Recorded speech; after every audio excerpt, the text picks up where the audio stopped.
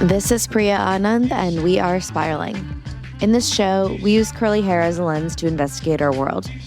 You asked, so today's episode has answers. How do our hormones affect our hair? Some listeners have said that they became curly during puberty, but it hit them late, so having straight hair already felt like their identity. Others have noticed curls after chemotherapy or menopause, and some have lost their curls with age. Today's guest helps us understand, how do your hormonal shifts affect your hair?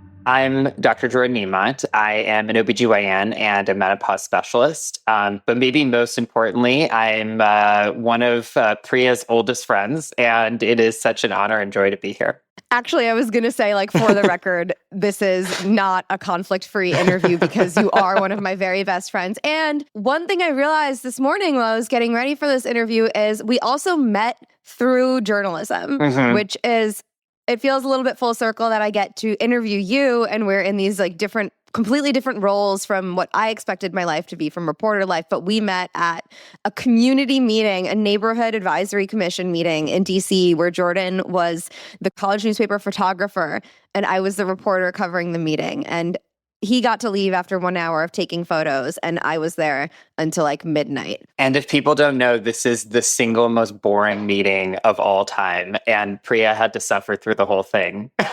But I will never regret it because I got our friendship out of it. So it's one of the best things I could have achieved from the ANC in DC. Totally agreed. So tell us, what relationship do your hormones play with your hair? I think it's a great question, and it's honestly not necessarily a straightforward answer. So I think what's really cool just generally about hair and, kind of what our hair looks like at any given moment is that it's really a window into what your body's hormonal, nutritional, metabolic state was at the time that hair was formed. And I think that that's just kind of a really cool little time capsule to think about. There are these distinct moments of transition that are involved with hormonal transition. So puberty is a big one, pregnancy and postpartum is another one, and menopause, being kind of the big three hormonal transitions that a woman will go through. I'm obviously an OBGYN, so I could speak more to the hormonal transitions that women go through, but men also go through hormonal transitions, and in some ways follow similar patterns. And so we do see those transitions happening at that time. What are some of let's get into men first, because I feel like that might be a shorter conversation. Is that right? I think to some extent they're very related in a lot of ways. Really? Yeah. So one of the biggest influences hormonally on our hair texture and growth is actually the hormone testosterone. And so we often associate testosterone as being a male hormone, and that is because, it is the dominant hormone in men, and in terms of kind of, determining the physiology and, what a male body will look like. But women have testosterone as well. In fact, women actually overall produce more testosterone in their life than estrogen, which is a common fact that people don't know. Wow. And so the way that testosterone influences hair is, I think, really, really fascinating. Generally, when we think about, particularly curly hair, I think that the first part is really how the hair follicle actually comes out of your head. And so maybe you've covered this in the past, but a straight hair, usually the hair follicle is kind of going straight in and out at a 90-degree angle. But then, curly or wavy hair, it's going to have a little bit more of a bend to it, almost like a hockey stick. And what happens in that situation is that the actual shape of the hair follicle becomes more of an ellipsis or elliptical than a circle. And so testosterone actually has a huge influence on how that process happens. So when we think about these hormonal transitions, often testosterone is actually the primary thing that's changing. So if we think about men, for example, usually at puberty, that's when testosterone production ramps up. And so we start to see darkening of body hair. We start to see body hair becoming more curly. And so even people who have straight hair on the top of their head, their pubic hair, their armpit hair, or their chest hair might still be curly. And so I think that that's actually kind of a cool thing that unites all of us. We're all curly somewhere. We're all curly somewhere. That's exactly right. That should be the new tagline of the show. But what's really cool is that basically when testosterone starts to go up, it actually influences essentially how fast different sides of the hair follicle are growing. And so you can imagine that if one side of the hair follicle is growing faster than the other, it actually starts to produce this kink or this curl in the hair that produces, more curly texture versus, maybe you have a genetic predisposition where, you have less of a response to that and your hair is going to be straighter. But these hormonal transitions are often characterized by massive fluctuations of testosterone. And so that's why I really think that it affects both men and women equally. Again, I usually see the women who are talking about the changes to their hair more than the men, but we expect to see, and the literature would suggest that it's kind of all the same stuff. So I want to go back to this idea you stated that the hair is a time capsule. Tell me more about that, because I don't want to lose that thread. And I also find it a little bit fascinating because it's related to the fact that when you're really stressed and your hair is falling out, actually your hair might fall out like 2 to 3 months after that period of intense stress. Yeah, absolutely. So hair goes through these distinct phases of, growth and maintenance and then shedding. And, that's kind of a natural process. But when we have influences on various processes in our body, hormones being, one of the most obvious examples of that, and stress is a hormonal process as well, right? We have cortisol rising when we're stressed. It is going to influence essentially how long hair stays in each of these phases.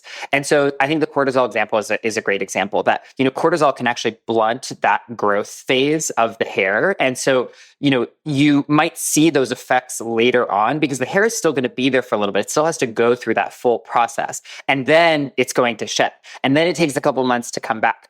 And so, one of the diagnoses, here is telogen effluvium. And so that's kind of like what we call the hair shedding that comes from like a stressful experience or just sort of a massive change in your body of some kind, like postpartum, for example.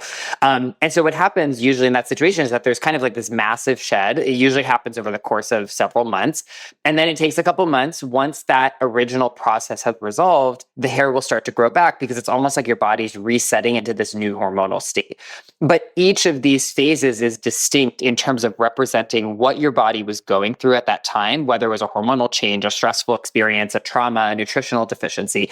And then when that state changes, your hair turns into something new. Is this similar to how animals go through a molting process? Because we are publishing today, after we do this interview, an episode about curly animals, and we talk about how they go through a molting process. So I'm just wondering, is that our human version? That's a really interesting question.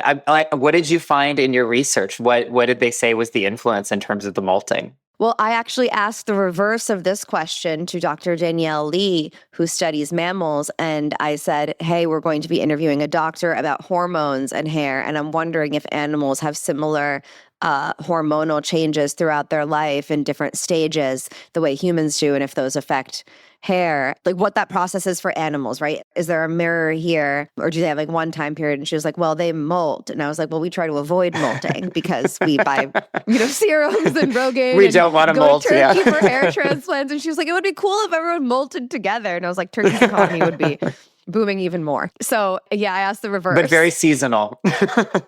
Very seasonal. It's a great question. I honestly don't know the answer. I think that, my general sense is that when animals are going through a molting process, there is almost kind of this like annual circadian rhythm to it that, kind of, go through different phases throughout the year. And, to some extent that does happen with humans, but I think a little bit less so that, we're not like going into hibernation or like shedding for the summer in the way that, a big furry mammal might do. I think that it's more just representative of these large transitions that happen in our life, like, kind of sexual maturity of puberty, like going through a pregnancy and postpartum, like going through menopause, where your body essentially has to recalibrate to a new milieu. Are there other life stages as well that can produce these big shifts in the hair? Like, what are all the possible life stages where this could happen? Yeah. I mean, I think that really anything that's going to potentially influence any of those factors that I mentioned, hormones, nutrition status, trauma or stress, are potentially going to lead to that. So, the big natural transitions would be the three that I've already mentioned. But, obviously a big one in the medical world might be going through a cancer treatment. And so, we see obviously chemotherapy really affecting people's hair. That's one of the most obvious symptoms that people have or side effects that people have from chemotherapy. And in some ways, it's somewhat of a similar process that in that situation, you have a medication that is actually inhibiting cells that rapidly divide, which includes your hair follicles.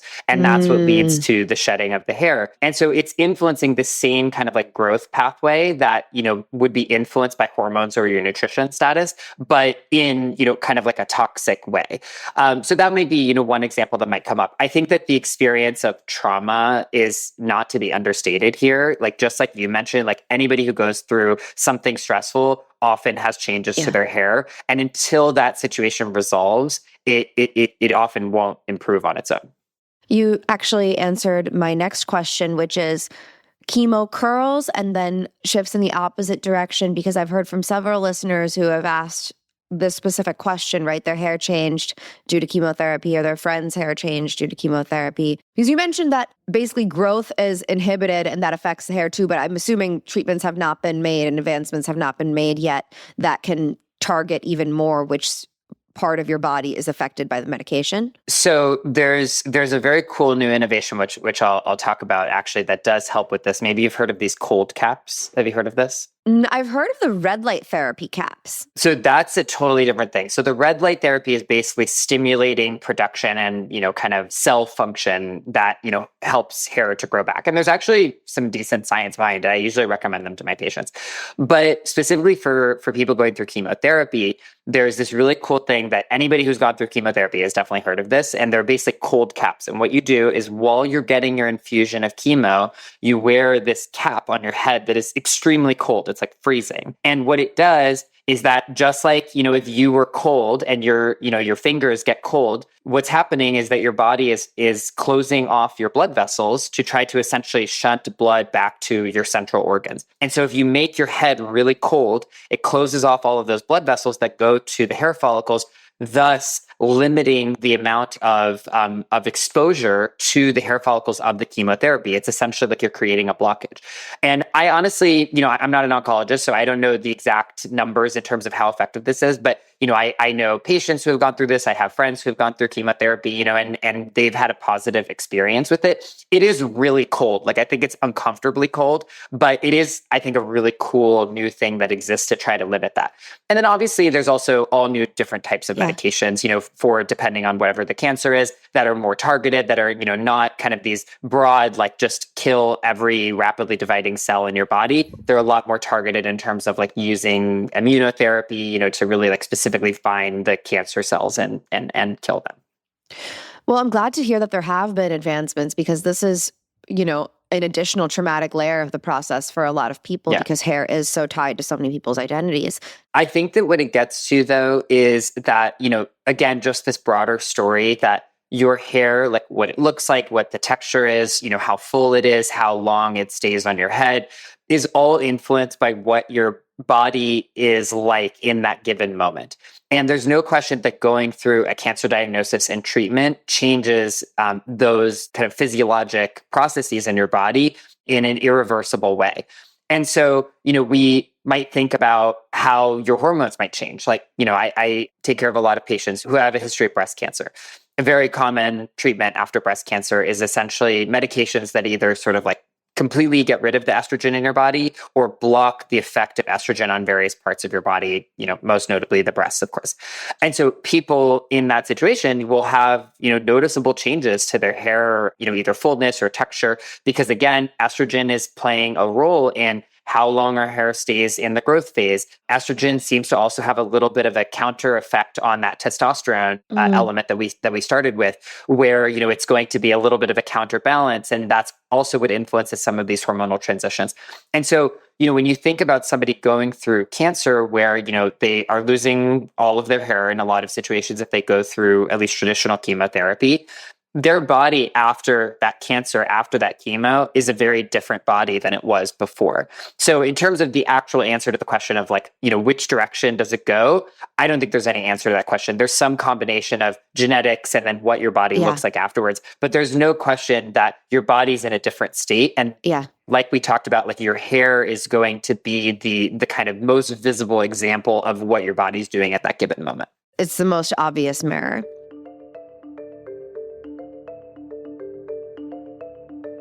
You mentioned there are several factors at all times, right? It's your hormones, it's stress or any trauma you might be going through. It's also nutrition. So if someone is going through, or they know they're going to go through one of these big shifts, is there a world where you can kind of control the outcome by maybe changing your nutrition profile for a while? And, let's say you're like trying to get pregnant. Let's say you're going through that process and you want to make sure your hair is, you're afraid of the molting phase, even though it's going to come back. What can you do to prevent that? Or do we have as much control? Is it placebo? I think we probably don't have as much control as we think, but I will say that I think that there are some common issues that come up that are often not addressed. So with the pregnancy example specifically, actually often a lot of people love their hair in pregnancy because, usually like estrogen's really high. Estrogen maintains our hair in the growth phase for longer. Progesterone is also very high, and, there's like kind of no research about how progesterone influences hair, but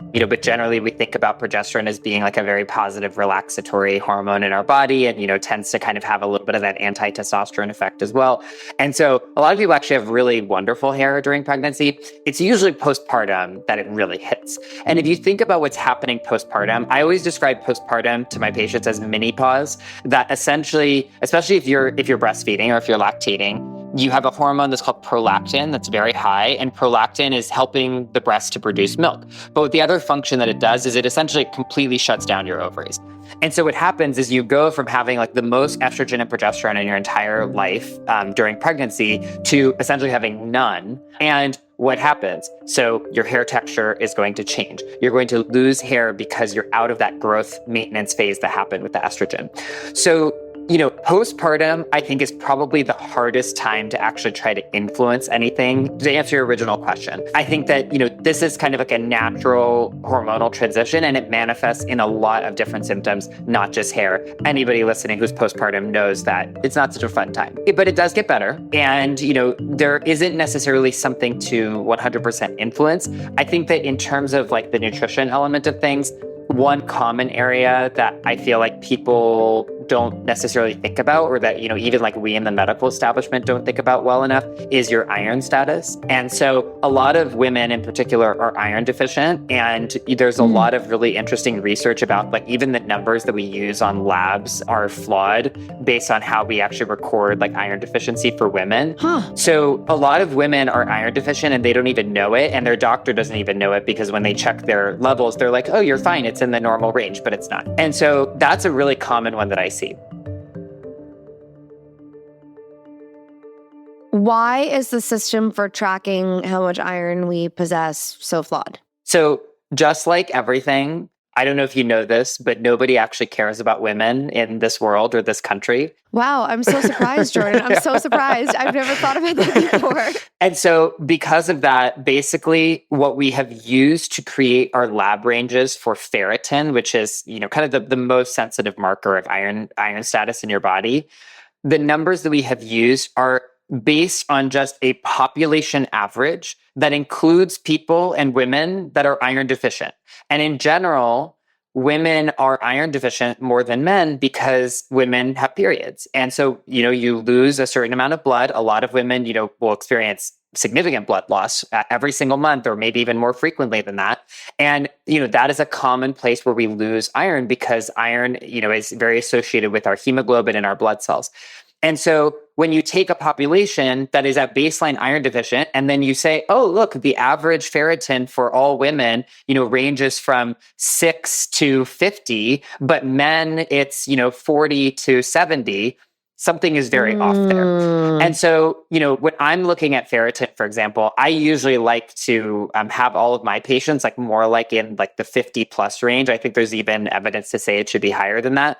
And that's because we shouldn't be using a range that includes people that have a quote disease to assess normal. But because we don't care enough about women's health to actually investigate what normal and optimal is in women, we end up with these flawed ranges. And this is true of a lot of different things.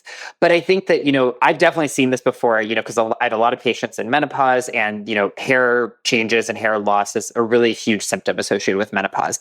And sometimes we get their iron to a good place, and that alone can make an enormous difference in terms of at least the maintenance of the hair.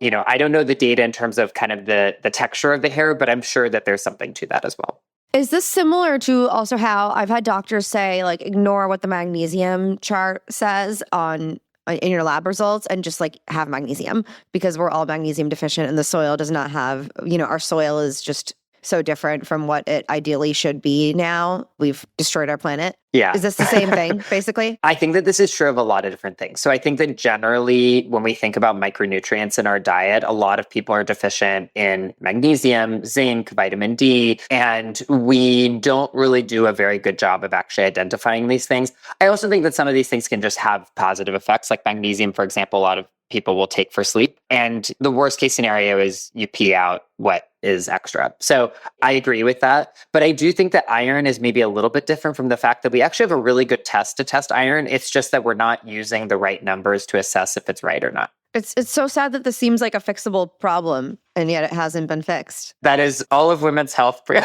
I'm realizing this is what I hear from you whenever we catch up. There's a new layer to this. It's like, this could be fixed. We could research 100%. this and it would be a solved problem, but no one spends the time or energy. Hi, everyone. A quick note from me. When I made this show, I set out to research and solve a problem I personally care a lot about, which is that I love curly hair. I have curly hair. I'm fascinated by it. And I wanted us all to be talking about these stories as a window into so many other topics. And I also wanted to create better, easier products for myself and all of us. The result of the second part of this investigation is Mayura, my curly and wavy hair care line that launches this fall. Mayura is Sanskrit for peacock. I picked that name because I find curly hair to be distinctive and captivating, and I want everyone else to feel that way too. We launch this fall, and if you'd like early access, you can join the waitlist at mayurabeauty.com. That's MAYURA beauty.com. We'll also put the link in the show notes. Okay, back to the interview with Dr. Jordan Emont.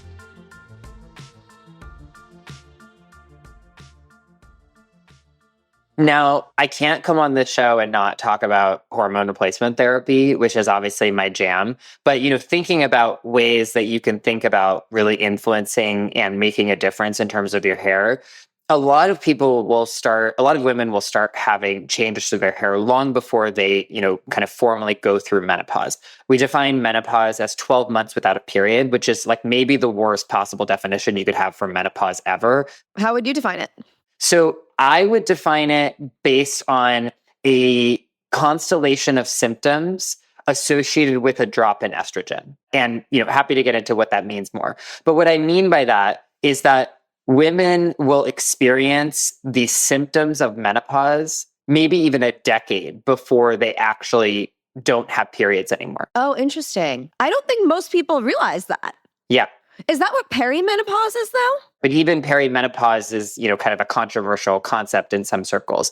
But if you think about just biologically what's happening, you have hormone variability leading up to menopause. So there's kind of this like zone of chaos that people will talk about where, your estrogen levels might be all over the place, your progesterone levels might be all over the place, leading up to ultimately stability, but no hormones. Like your ovaries are essentially stop functioning. And the way that I always describe it to people is it's kind of like if you were driving a car that's running out of gas, that, sometimes you're going to press on the gas and the car is just going to lurch forward because it's like that last little spark of gasoline in the engine. And that's kind of what happens during perimenopause. And then sometimes you're going to press on the gas and it doesn't matter how hard you press, that car is not moving. And that's exactly what happens as well, that the ovaries are essentially running out of gas. The ovaries are stopping their functioning.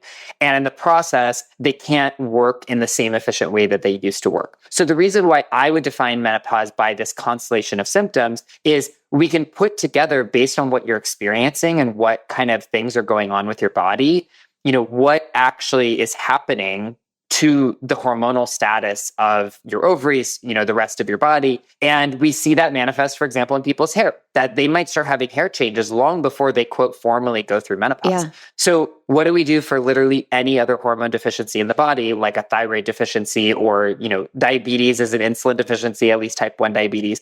We replace the hormone. And so this should be the same exact thing that we're thinking about for menopause as well. And again, we see massive changes with people's hair quality, texture, their satisfaction with their hair when we start hormone therapy because we're replacing the deficiency that is leading to the issues in the first place.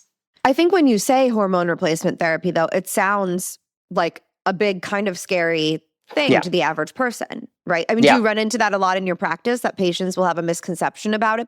There are a lot of misconceptions surrounding hormone replacement therapy, and a lot of it relates to some big headlines that happened associated with older studies in the past. Most notably, there was a big study in 2002 that came out that really scared everyone from hormone therapy. But the broad summary, of everything that I would say about this is that if we look at the modern hormone replacement therapy that we use today, which is different than what was used in the past, for the vast majority of women, it is exceedingly safe. Women who take hormone therapy live on average 5 years longer than women who don't. So it literally extends your life, and it decreases your risk of heart disease, Alzheimer's, dementia, diabetes. It also can help with body composition. And most importantly, it helps you feel good. Like, it feels awful to be in menopause. Yeah. I was just going to say, it sounds like it not only increases the lifespan, but the quality of the life you get to have. Exactly. Which is honestly more important than lifespan. That's exactly right. And that's, like a big focus of mine is longevity. And I think that a lot of, especially like kind of like the manfluencers in the bros in kind of the longevity world, they really think about longevity from this perspective of, I want to live longer and I want to live as long as possible. But I really think about it as exactly what you just said, which is really health span. Like, how can we help you live as healthy as possible for as long as possible? Because if you ask 1 million people, the vast majority of them are going to say, I would rather live fewer years, but be healthy for that whole time than live longer, but spend 25 of those years in poor health. And women tend to live longer than men, but they tend to spend more years in poor health compared to men. Really?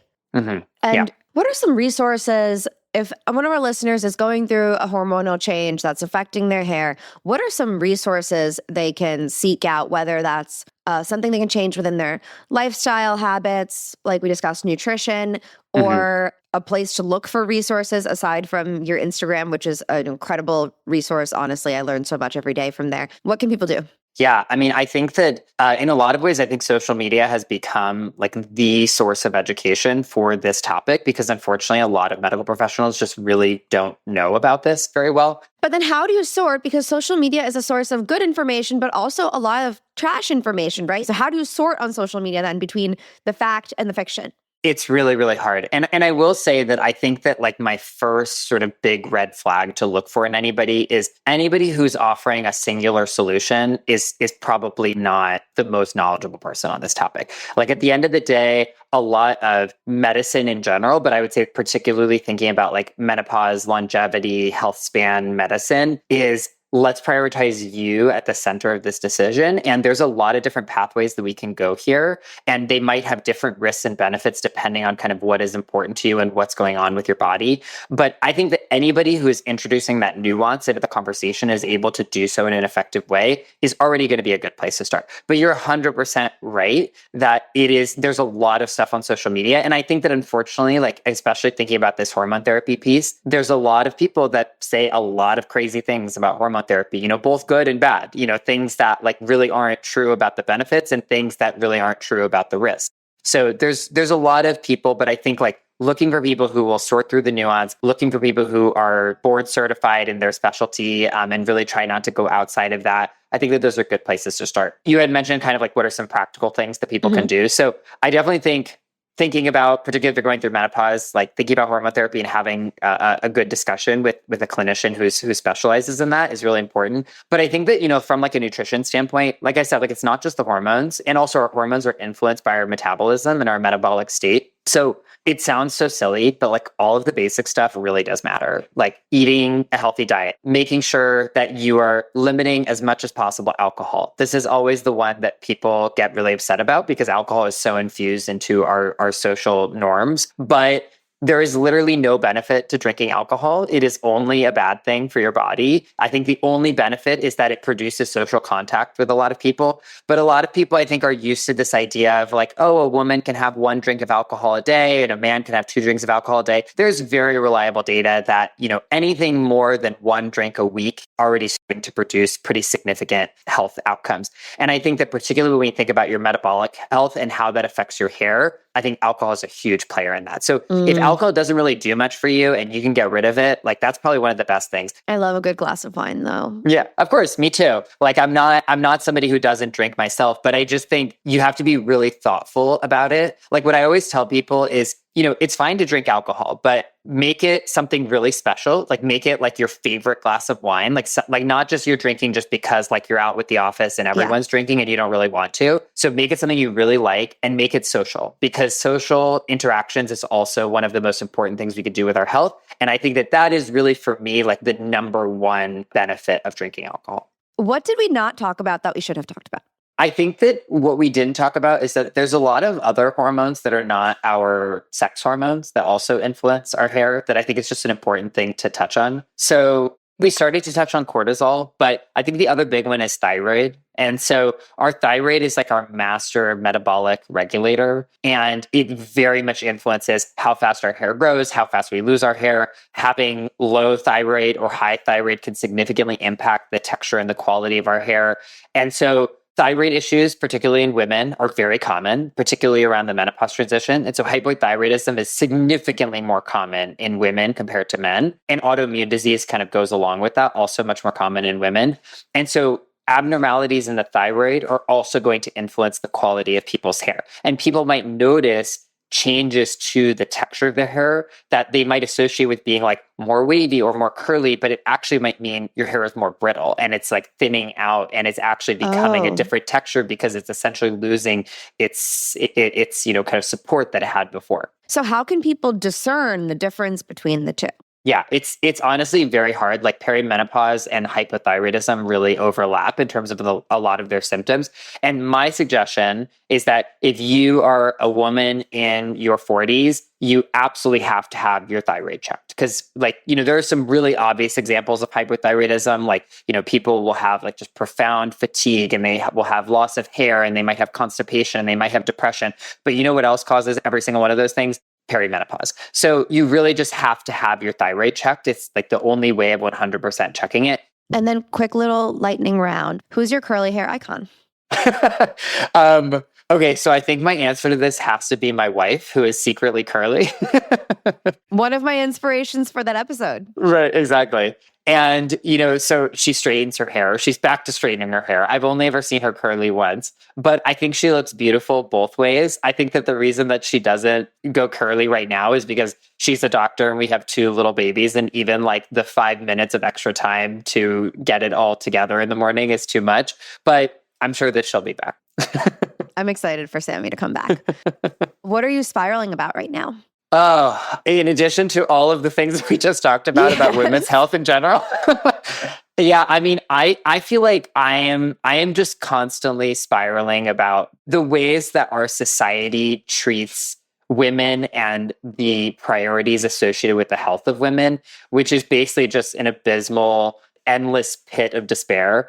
And so I'm a very optimistic person by nature. This is true. Jordan is very optimistic. And so I'm really hopeful. And I think like these conversations and the stuff that, people talk about on social media, I think is starting to change that. But I mean, the way that we started this conversation was basically like, we don't have any research about anything associated with women. And it's because nobody prioritizes it. And like, I feel like my entire purpose in this world is to try to educate and bring awareness to these things, because women deserve so much better than the assumptions that we've made based on males' bodies. What do you want to stop spiraling about? And you can take it in a personal direction if you want. Yeah, I know. I was kind of actually thinking about like more personal things. I think like personally, I think that because of all of this and everything that I'm spiraling about and all the things I'm trying to build, I think I get very overwhelmed.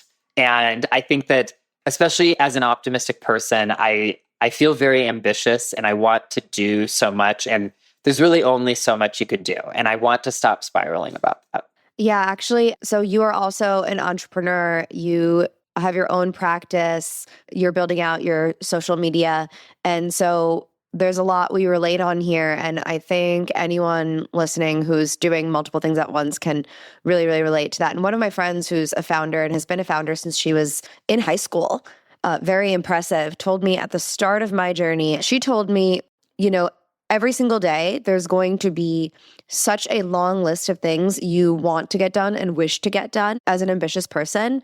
And you have to kind of decide at some point, like, what is realistic to get done today and what is realistic to get done tomorrow and next week, and what are the most important things. And you have to know, like, I'm not going to get to the last 5 things on this list. If miraculously I open one of them up because it fits my energy right now, great, but be okay with that, because otherwise, it's the classic, it's a marathon, not a sprint. Yeah, I mean, I 100% agree with that. And honestly, it's been so fun to be going through this entrepreneurship journey together, because I feel like we've been sort of building in parallel tracks. And I love when we text or call about our respective challenges and successes in that process, because it is tough to go through anything alone, particularly something that is often as lonely as entrepreneurship. And so it's really nice to be able to share that. And I agree with that perspective. And I will just add for the listeners, and I'm sure you would agree with this, if any of the health issues we talked about pop up in your mind as something you want to explore, talk to your doctor. Yeah.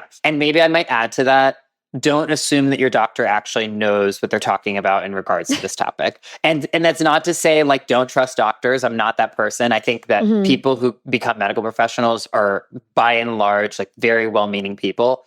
But going back to what I'm spiraling about, the vast majority of people just truly have never received any training about women's hormonal health. So you can love your doctor, but you can also find somebody who really is a specialist in this. And, it's important to take that time to prioritize your health in that way. Our previous episodes asked, why are some animals curly? And how do you formulate good hair care products? If you have a question you'd like us to investigate, tag us on social media. We're at We Are Spiraling on Instagram and TikTok. We Are Spiraling is produced by Citizens of Sound and hosted by Mayura. Theme music by Lapgun. Talk to you soon.